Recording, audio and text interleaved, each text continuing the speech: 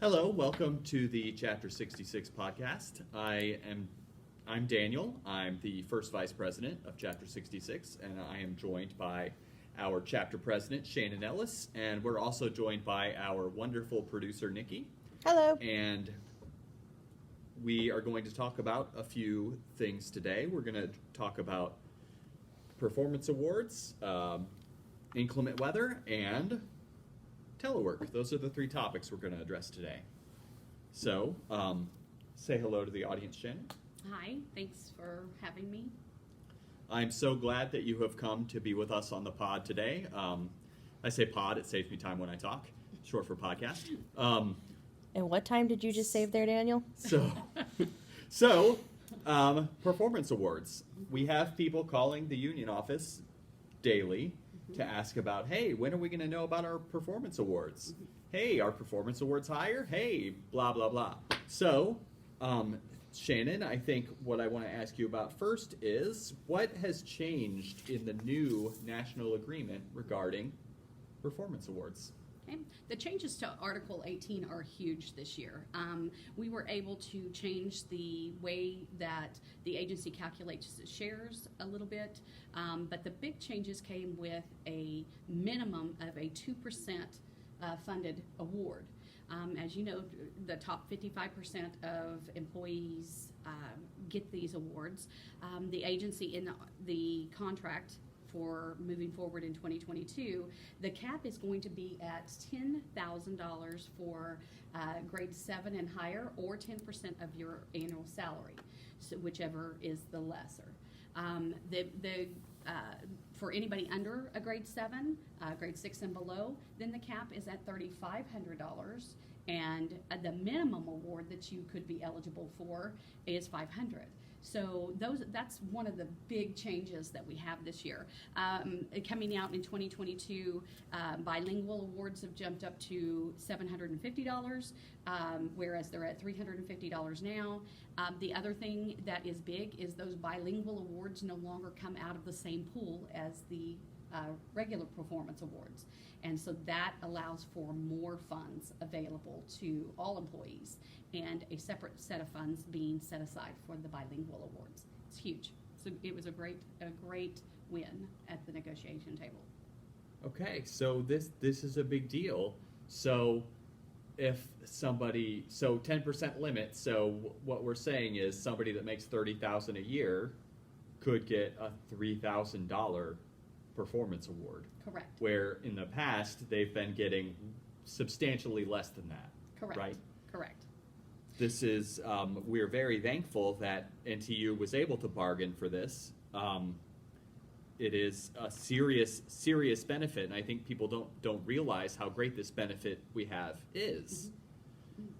Yeah, and the big thing that people need to realize is this starts with the next performance awards. So the 2022 contract that went into effect in October, the awards that our rating of records that are becoming permanent records now, that's when those will go into effect. But the good news is the NTU has been able to negotiate, and the agencies agreed to pay the 2% this year, and they've agreed to meet the caps that are set forward in the 2022. So it's huge. Now this year, with the awards we have coming out here within the next couple of months, we have the potential to get that $10,000 depending on your wages and your salary and your grade. So the numbers are great. The information has not been completely provided yet. So it's we're grateful that the agency agreed to pay the 2% this year. Employees could benefit for that money before the holidays, hopefully. So are you telling me that the agency does not have to abide by it till next year, but they're doing it this year? Correct. That's very nice, and I am surprised. Mm-hmm. So everybody knows, maybe everybody doesn't know, but you select what kind of award would you want if you get an award, Mm-hmm. right? And a lot of people, they make you select it even if you're not going to be eligible, right? Correct. And people can ask for monetary award, time off, or QSI. Correct. And it's like, in the past, if people ask me, hey, what should I request? I would say, well, I like to request a QSI. But now, with these expanded financial incentives, like, it's a little bit harder for me to say you should request a QSI. And of course, everybody should do what they think is best for them. But these awards, it's going to mean a lot to a lot of people. Yes, it's going to make a difference, especially in our areas in like submission processing and the other areas that the grades are the 3s, 4s, and 5s. Now that they're eligible for up to a $3,500 award, instead of being, capped at a much lower, that can be a difference in when I couldn't work overtime, or, it makes a difference in somebody's lifestyle if you know that you're expecting this award at the end. Now, I do want to, make note that, employees could be, they could not receive the award if they have disciplinary actions.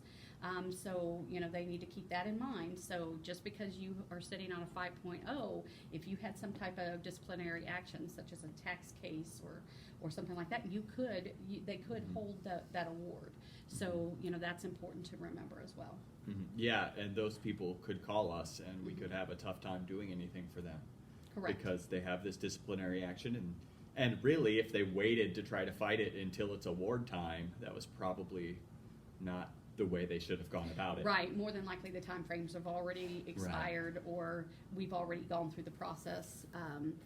Sometimes these cases are still in investigation, and the award could be held until the conclusion of that investigation.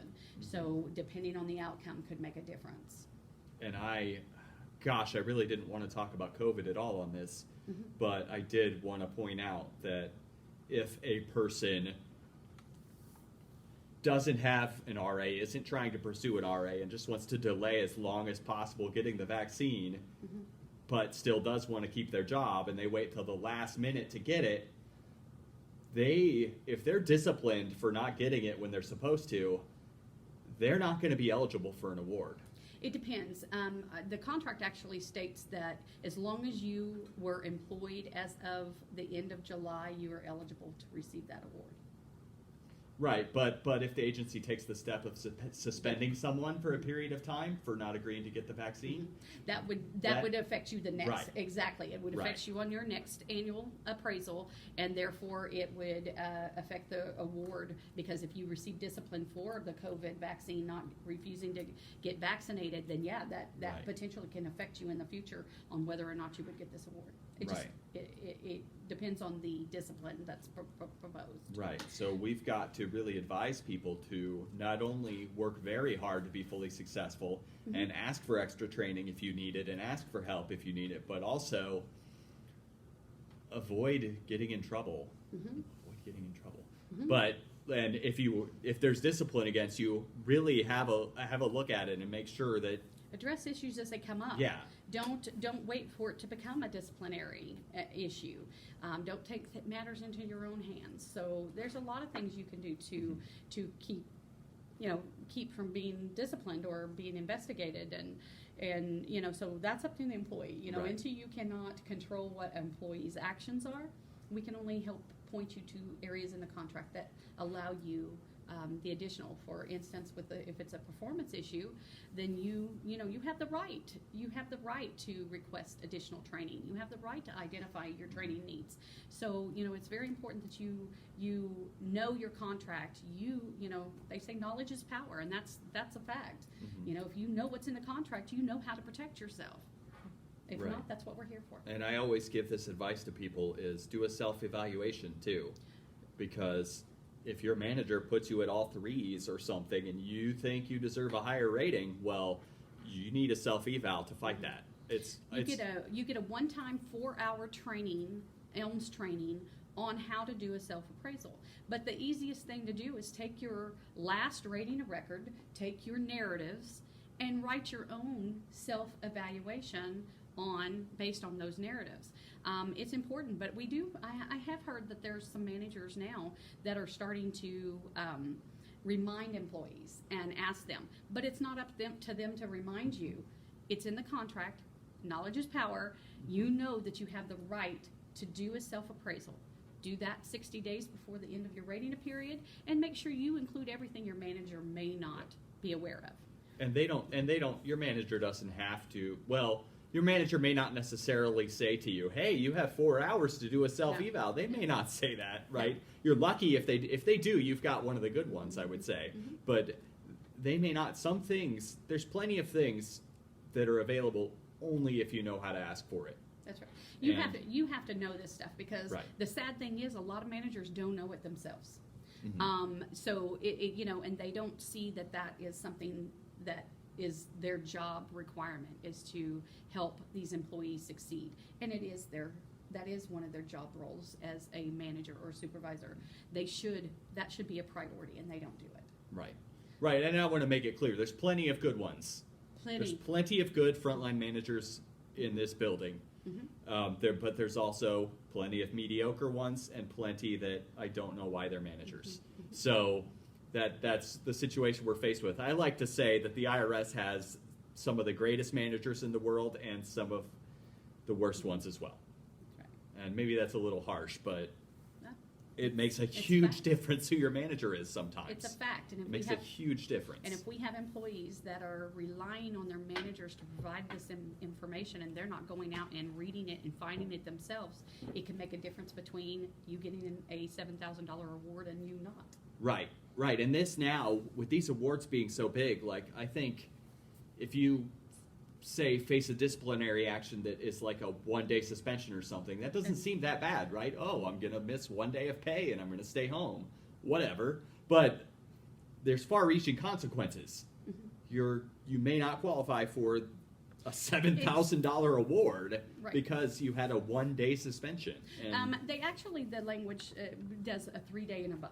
So Oh. we did fight to get that clarified. Anything 3 days and below, that is not what the agency refers to as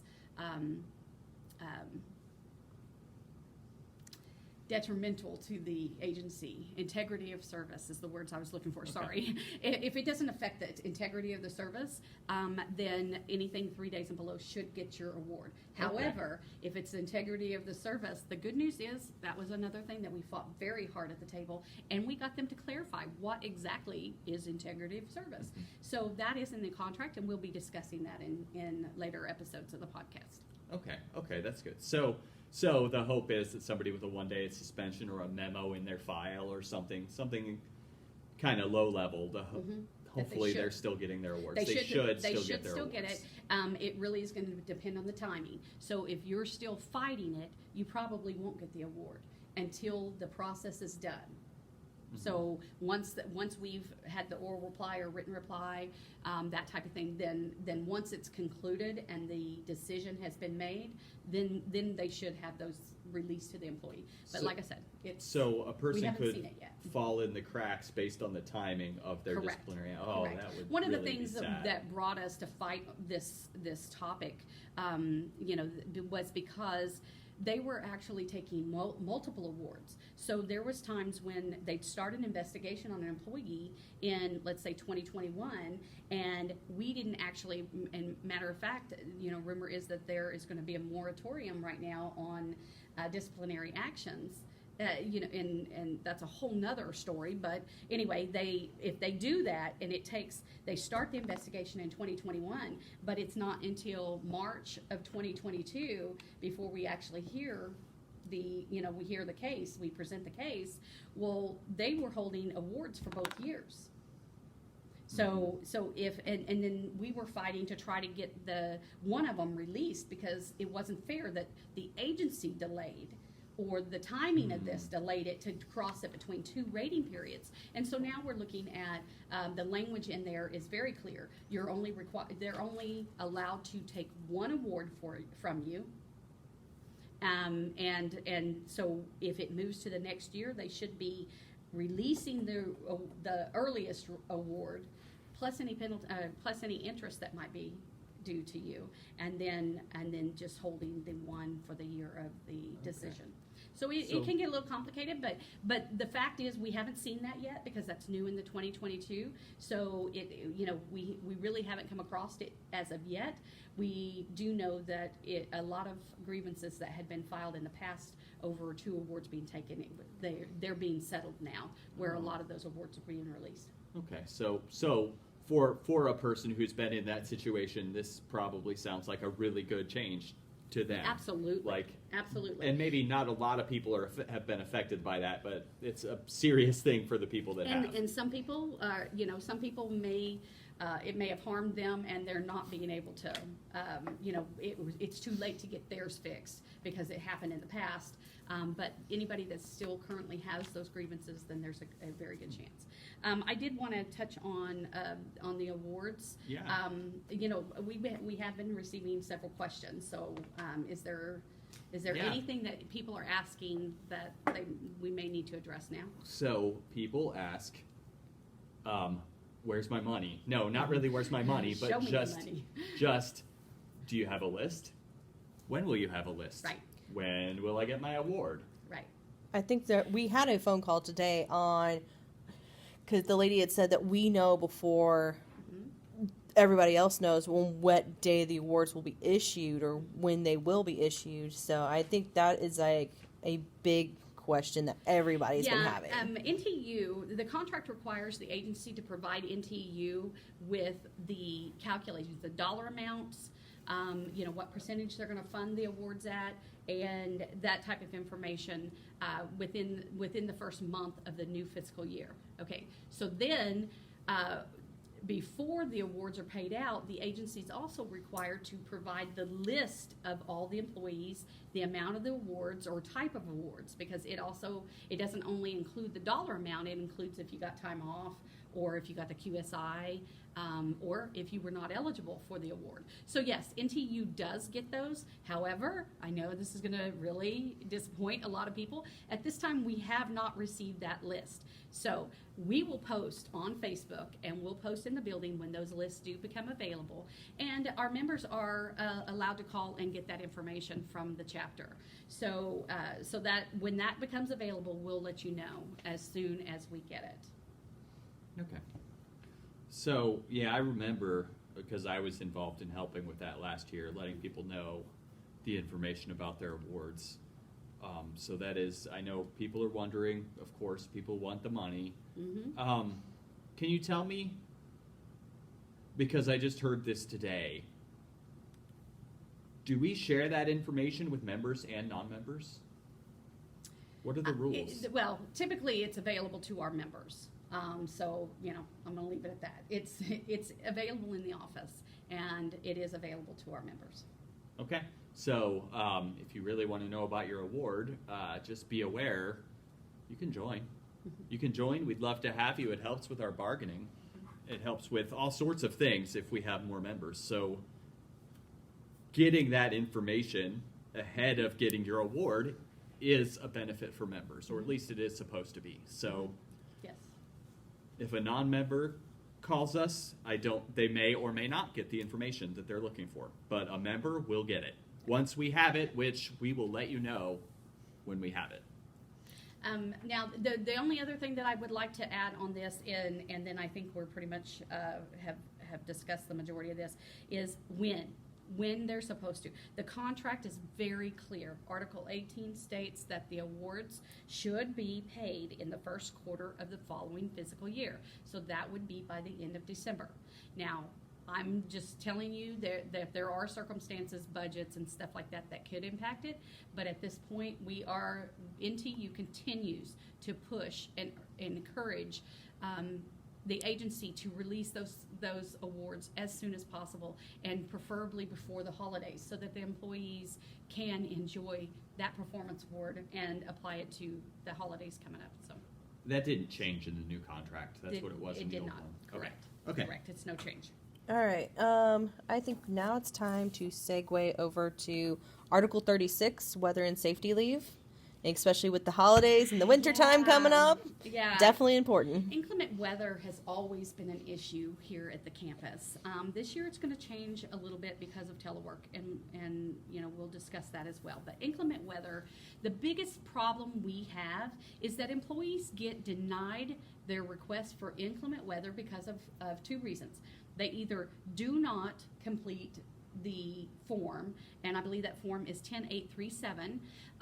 They don't complete it. They don't include all the information. I know it's timely, and it's a pain to have to do that, but if you don't fill that out completely and you leave things out, management can deny your request. The other reason is they don't even request it, because normally you're not going to have that form available to you. So when you call in to your manager, if you're not requesting inclement weather and you're requesting annual leave or sick leave because you don't want to mess with the weather, my biggest thing has always been, I don't make enough in a day to pay my deductible on my car, so it's not really worth it. So I use annual leave. I'm not going in.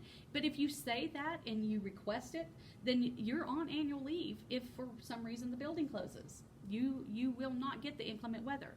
So when you're completing, when you call in and you're requesting inclement weather, that at your first availability, you have to get the form, the 10837, and you complete that. You have to include everything. You have to include multiple attempts to get to work. So the biggest reminder I want to give employees is your driveway is your responsibility. If you live in an apartment building, the parking lot is your responsibility. That is not public streets. So if you call and you just put down on that form that I can't get out of my driveway, more than likely they're going to deny it, because you have to show why you didn't attempt to remove the snow from your own driveway. Now, you may have a health reason. The form gives you this place to fill that out, to state that I have asthma or something and I cannot, I can't get out there and shovel. I have heart conditions. So complete the form and document multiple attempts to get to work. And, that's the only thing I can make clear to employees. You have to request it, and you have to complete the form in detail. I attempted twice. I attempted it this time, and I went back later and attempted it this time. I can't shovel my own driveway because I have heart conditions. If you can put all of that in there, the managers have to look at the information provided. They have to compare it to other employees in the area. So if you're just putting on there that I didn't want, I couldn't get out of my driveway, more than likely they're going to deny it. So make sure you're filling those out completely. And one other thing is, we really can't count on the agency to shut down the building when the weather's really bad. It's rare, and I can remember one time where the forecast was really bad and they shut down the building and the weather was not that bad. Mm-hmm. So, the agency has to really make a determination on if it's worth shutting down the building, and usually they usually don't shut it down. And remember, most of these people that are making these decisions can telework, so they're not coming in. Yeah. So they don't know. I mean, they're counting on transportation, information from the state and local transportation and things like that. So keep in mind that, look at those forms. Look at them early. Get to know what's on those so that you know what you're going to be required to do. Now, again, if you're already on annual leave or have called in sick or anything like that, then they consider you are on those approved leaves. You are not, if they shut the building down, they will not convert it over to weather and safety leave. Yeah, we always hear complaints about that, but that's the way it is. If you've decided you're using your leave, that's it. Mm-hmm. And one thing I have noticed is, it seems like when there's an ice storm or whatever and someone has a tough time getting to work on time, mm-hmm. they usually can get approved for weather and safety leave for part of their day. Mm-hmm. It's the agency seems to care a lot that you try. Absolutely, because you've made the effort to get in here. So we're not telling you to or advising you of how and when to use this. But remember, as into our segue into telework, remember the majority of us not all, but the majority of us have now been teleworking. And that's going to play a huge role in any inclement weather. Is that correct? The majority of us? It's about half, It's a probably lot. about half. Okay. Mhm. Okay. So yeah, I have this incredible ability to predict the future, and I predict that whenever the weather forecast says there's going to be an ice storm, Mhm. everyone that can telework is going to be told to take their computer home. Absolutely, absolutely. And if there's an ice storm and you're telework ready, you're not getting weather and safety leave. Mm-mm. No, No. you'll be looking at No, no, just no. what power outages and things like that is about the only thing that's going to Yeah. apply. So Article 50, outlines that, employees are telework approved. Those have, especially those that have been expanded and they are frequent teleworkers, you're going to be required to take your equipment home if you're not already at home. If there's in the event that there may be some bad weather, so Yeah. so keep that in mind when we said when this all started happening back, January, February, March of 2020. We said, be careful what you wish for. Teleworkers now, you have no excuse unless the power is out at your house. Right. And even then, it may be a tough time getting anything for that. I don't know. And one other thing is, even if the agency shuts down the building for a day, teleworkers are probably still going to work. Absolutely. So keep that in mind. There's a downside to telework. It's not all the great wonder of not having to get in your car and go to work. There's downsides to it too. Right. All right, well, since we've talked about telework and weather and safety, let's talk about telework in general with Article 50. Yeah. So Article 50 is one of the areas that had a lot of changes in the new contract. And so that's an important thing for us to talk about. So we have in the new contract a whole big section called Expanded Telework Right. that has put other areas that were not previously in the contract as Frequent. frequent's the word, that were not previously in the contract. And I can see, I have the old contract here. I can see there's not a lot of things in frequent telework in the old contract. No. There's a lot more in the new contract. So what I want to ask you, Shannon, is what can someone who is on the list for frequent telework expect? Do they get to stay home all the time? No, actually, Article 50, the main parts of Article 50 didn't change. So there is a requirement in the contract for employees that are on frequent telework to report twice a pay period to their POD, to their place of employment. Now, can management waive that? Yeah. There's different things that will allow them. They could be just for a pay period. Managers could just completely waive it. It just depends. So there are some options. But the majority of us, you can expect to be reporting 2 days of pay period to the campus once the building opens up completely. And I know some areas already are doing that. Yes. Like accounting is an area that they, for the most part, do the same work at home that they do in the building, but they're back in 2 or 3 days a week now. Right. And we could see that with some of the areas that are still home Right. every day. We could potentially see in the near future where they have to come in once or twice a week. So Right. if you're a teleworker, I'm sorry to give you this news, but if you have the expectation to be home all day, every day for the rest of your career, manage your expectations. Manage your expectations. Yeah, it's, like I said, it's going to depend on the operation itself. It's going to depend on a lot of things. It's been explained to me in the past that the reason for the 2 days per pay period was because in order for areas to get the locality pay and for that to be claimed as your POD, that you would, you were required to do that. So, there's a lot of things. Management makes a lot of excuses. They're tasked with trying to manage employees that they don't see every day. And, NTU will continue to push and try to point out to management that if we're teleworking, we can do virtual meetings. There's no reason to come in just to meet with your team.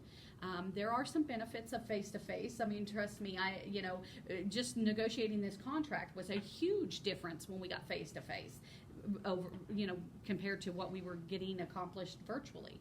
I get that there's some benefits to it, but NTU will continue to try to point out every benefit to allowing those employees to remain at their telework location.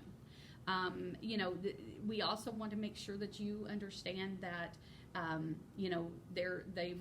one of the changes was to extend the telework distance from 150 miles up to 200 miles. And then for one pay period or 2 weeks, or it actually words it as 2 weeks, that employees could work further than that. They can, work, like if you've got a family member that's sick, you could put in to go take care of your parent or something that's ill in another state. You can do that. You have a lot of rights to request different things under Article 50.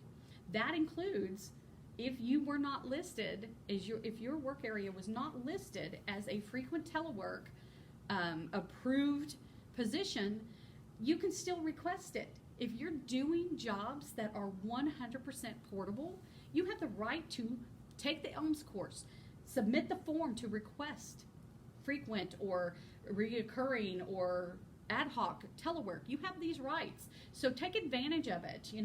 The worst. I mean, management's always going to come back and try to say no, it's not possible. But sometimes it requires thinking outside the box.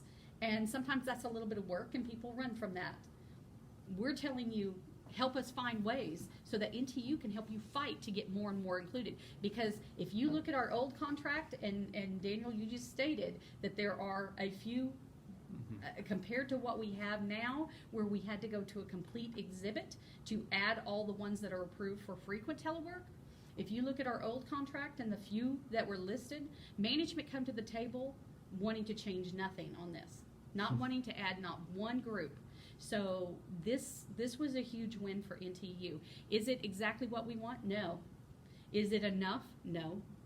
But we'll continue to fight. But we need employees to help us show how their work is portable. And we've got to keep proving that telework works. Absolutely. I think that's important.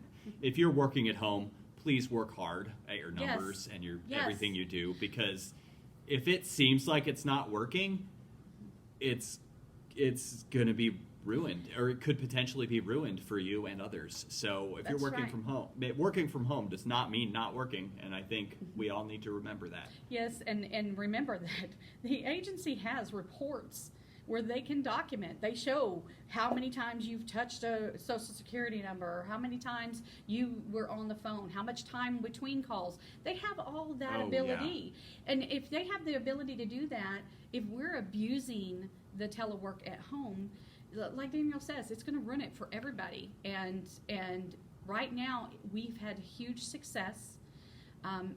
It wasn't almost 2 years ago now, when we went out on COVID, that agency was absolutely not wanting to expand telework at all. They were telling us we didn't have the systems to do it, we couldn't do it, even in areas where it had been proven that it was successful. They tried to put every excuse or hurdle out there. And then all of a sudden the pandemic happens, and there's not an area one that wasn't able to do some type of portable work. The problem is if somebody has to scan in documents to make it portable, that's not considered portable work. That's taking somebody away from another duty. Right. And even if it's you that comes in and scans it, well, that means you're scanning instead of doing your regular job for a period of time. So like the agency wants to make sure they're getting the most out of us they can. But one thing I really want to seize on, this is a very important thing that people don't realize. Whether you're working in the building or working at home, assume the agency is watching you at all times. Yes. At all times. I know somebody reached out to me once and they were like, hey, my manager asked me why I went to this website on my computer at the very end of a call. Can they watch me? If you're on an agency computer, they can watch you. You should not have an expectation of privacy because it's an agency system. So just have that in mind, and especially if they're trying to catch people slacking off teleworking, well, then we need to make sure we're not slacking off teleworking, because they could, I don't know what they're doing. Right. Well, that's part of proving that it's successful. That it's Right. not going to slow us down. It's not going to change, change how we do things. It is that the taxpayer is not going to be impacted by us going to a telework location rather than being in the building. Mhm. We have proven that we can do that in a lot of areas. Now it's up to the employees to prove that it's Right. they can do it.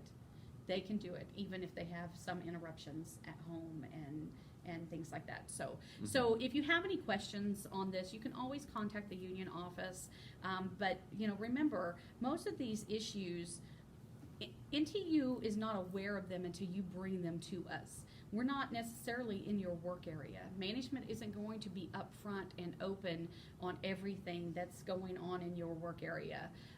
So we need our employees to be the eyes and ears in the work area. Yeah. Contact us. Let us know. It may be something that NTU has no right to bargain or to get involved with, but in a lot of cases, we can. We can at least ask the question, why are you doing this? What is the purpose? And then if there is a substantial impact to our employees, then NTU would have the right to bargain over those changes. But we don't even know about them unless you bring them to us. Yeah. So one more question. Mhm. Do you know when the building will be considered fully reopened? Do you have a guess? No, because they were negotiating that. We were in the process of negotiating the return to building, but there was a spike in COVID cases, and so they postponed that. The first phase was scheduled sometime in September. I haven't been given any dates yet for that continued negotiation. So it's up in the air. And so a lot of people hearing this are like, what return to the building? I returned a long time ago. But we may see a difference when these people who are teleworking 5 days a week come back. We may see this place look a little more crowded. I don't, I've noticed it's easier to get a parking spot than it was this time 2 years ago. Right? And if you've been around that long, maybe you've gotten used to it, but maybe you've noticed it can be hard to believe, especially if you work in an area like submission. It can be hard to believe that there's a lot of people out on telework still because they're not you and they're not your friends, but there are areas still teleworking 5 days a week. Accounts management is one. I know a lot of exam employees come in once a week. ACS call site is teleworking. Who else? Am I missing? You guys, Cisco is coming in, scanning documents to so there's still a lot of the processes that are out there under the evacuation order, and part of it, if they still continue to negotiate as they were, they're wanting to do this in two tiers, 2 phases. So, a lot of the areas like our TAC offices are still not completely up and going. So not only just in this building, but a lot of areas within the IRS are still on, like you said, 100% telework, and that could and will change. Do they know? Well, most everybody knows that it's coming. If you don't, then you've kind of been asleep, because the evacuation order has stated that we are under an evacuation order. We are, whenever management can, they should allow you to telework. All of this, once COVID is more in control, or they can prove that the buildings are safer for their employees to return. Now, that's not going to change. NTU will continue to negotiate the social distancing, keeping the employees safe, trying to keep them separated. But yeah, I mean, it's coming. We just don't know when. Okay. We don't know when. Okay, and maybe management will want to point to, hey, look how long it's been since we've had a COVID case, COVID cleaning, right? So, and we're all aware. Maybe we're not all aware. It's been a minute. We haven't had one for a while. We haven't had an announcement. We haven't had an announcement for a while. Right. Let's make it clear that NTU, this is an area that yeah, I'll keep it clean. It really makes me angry because we know that there are COVID cases out in the public every day. People are continuing to fight with it every day. There Okay, are you cases. didn't mean every day there's a case in the IRS No, building. no. Okay. In the public. So it leads us to believe that it seems impossible that we haven't had any employees impacted by either exposed or symptoms since early October. So we want to remind you again that CDC sets the guidance for what management has to follow. And unfortunately, if employees don't step up and step forward to say, I tested positive, I had these symptoms, I have been exposed, if they don't step forward until after a period of time, and most of the time it's 72 hours, the agency feels that, one, they don't have to clean, and two, they feel they don't have to notify us. That is something we keep elevating to national office because we feel that employees still should be entitled to know that they were possibly exposed. Mm-hmm. So it is a concern of ours. But the main thing is, I just find it very hard to believe that we have not had one case since early October in this building. So the thing I want to leave you guys with today is nobody cares about your safety more than you. You need to care about your coworkers, and you need to take the time and clean your desk before you start work every day that you come in this building. Assume that somebody has sat there that you don't know what they've had, what if they've been exposed. So you take it into your control. Wear your mask, wash your hands a lot. There are extra time that was allowed during the early, evacuations. Check with your manager, see if those times are still available. You should have additional time every morning to come in and clean your desk. If you're not, ask your manager for that additional time. Take care of yourselves, stay safe, and let people know if you have been exposed or if you do have COVID. Let your manager know as soon as possible because employees count on the honesty and the information being shared early so that we can control the spread.